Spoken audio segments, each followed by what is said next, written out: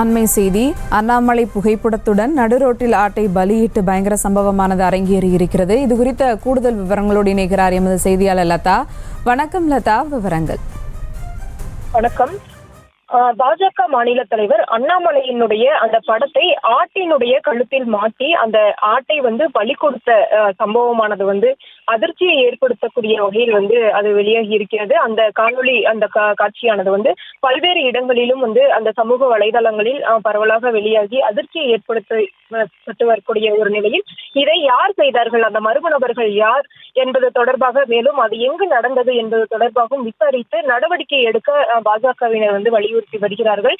முக்கியமாக அண்ணாமலையினுடைய புகைப்படத்துடன் நடுரோட்டில் அந்த பட்ட பகலில் ஆடானது பலியிடப்பட்டிருக்கிறது. அண்ணாமலையினுடைய புகைப்படத்தை அந்த ஆட்டினுடைய கழுத்தில் மாட்டி அந்த ஆடு தலை தனியாக உடல் தனியாக நடுரோட்டில் வைத்து வெட்டக்கூடிய அந்த கொடூர நிகழ்வானது அரங்கேறி இருக்கிறது. அப்படி அந்த வெட்டப்பட்ட பிறகு அண்ணாமலைக்கு எதிரான அந்த முழக்கங்களும் கூட அங்கு பேசுவது நம்மால் பார்க்க முடிகிறது. இப்படி இத்தகைய கொடூர சம்பவமானது அரங்கேறி இருக்கக்கூடிய ஒரு நிலையில் இதை யார் செய்தார்கள், எங்கு வைத்து இது நடைபெற்றது என்பது தொடர்பாக விசாரித்து மீது உரிய நடவடிக்கை எடுக்க வேண்டும் என பாஜகவினர் வலியுறுத்துகிறார்கள். பாஜக மாநில தலைவர் அண்ணாமலையை ஆடு என குறிப்பிட்டு மாற்றுக் கட்சியினர் தொடர்ந்து விமர்சனங்களை முன்வைத்து வரக்கூடிய ஒரு நிலையில் இந்த தேர்தலுக்கு பிறகாக பல்வேறு இடங்களிலும் ஆட்டை ஊர்வலமாக எடுத்து செல்வது, அதே போல ஆடு பிரியாணி போடுவது உள்ளிட்ட பல்வேறு சம்பவங்களும் கூட அங்கங்கே நம்மால் பார்க்க முடிகிறது. இதற்கிடையே இத்தகைய ஒரு கொடூர சம்பவமானது அரங்கேறி இருக்கிறது.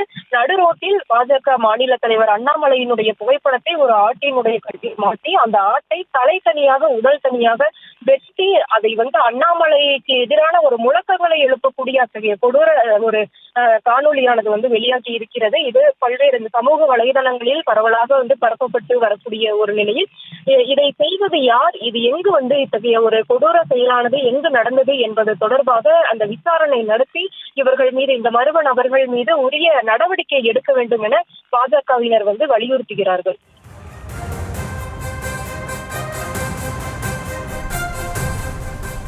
விவரங்களுக்கு நன்றி லதா. செய்திகளை உடனுக்குடனும் துல்லியமாகவும் தெரிந்து கொள்ள சப்ஸ்கிரைப் பண்ணுங்க.